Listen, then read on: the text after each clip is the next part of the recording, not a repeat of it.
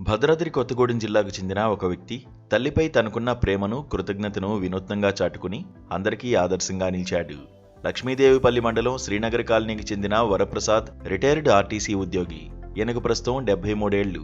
సాధారణంగా పుట్టినరోజులు లేదా పెళ్లి రోజులు ఘనంగా జరుపుకోవడం చూస్తుంటాం. కానీ వరప్రసాద్ తన 93 ఏళ్ల తల్లి కోటేశ్వరమ్మ రుణం తీర్చుకోవడానికి మాతృమూర్తికి వందనం పేరుతో ఒక గొప్ప కార్యక్రమాన్ని నిర్వహించారు. తన తల్లిని గౌరవించుకునే ఈ అపురూప వేడుకకు బంధుమిత్రులందరినీ ఆహ్వానిస్తూ ప్రత్యేకంగా కార్డులు కూడా పంచిపెట్టారు. అందరి సమక్షంలో ప్రత్యేకంగా అలంకరించిన మండపంలో తల్లి కోటేశ్వరమ్మకు పాదపూజ కార్యక్రమం నిర్వహించారు.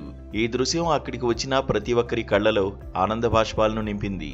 ఈ కార్యక్రమం కేవలం పూజతోనే ఆగిపోలేదు. ఒక చక్కని సంగీత విభావరిని కూడా ఏర్పాటు చేశారు. అనంతరం వేడుకకు హాజరైన ప్రతి ఒక్కరికి వరప్రసాద్ ఎంతో ప్రేమతో విందు భోజనాలను అందించారు. ఏ ప్రతిఫలాన్ని ఆశించకుండా బిడ్డల కోసం జీవితాన్ని త్యాగం చేసే మాతృమూర్తికి ఈ విధంగా రుణం తీర్చుకోవాలని భావించిన వరప్రసాద్ను అందరూ మనస్ఫూర్తిగా అభినందించారు. ఈ ఆధునిక యుగంలో తల్లిదండ్రులను వృద్ధాప్యంలో చూసుకోలేని పరిస్థితులు పెరుగుతున్న తరుణంలో వరప్రసాద్ తన తల్లికి చేసిన ఈ వందనం ప్రతి ఒక్కరికి ఆదర్శప్రాయంగా నిలుస్తోంది. ఇది కేవలం ఒక పూజ మాత్రమే కాదు, మాతృబంధానికి, కొడుకు కృతజ్ఞతకు నిదర్శనం.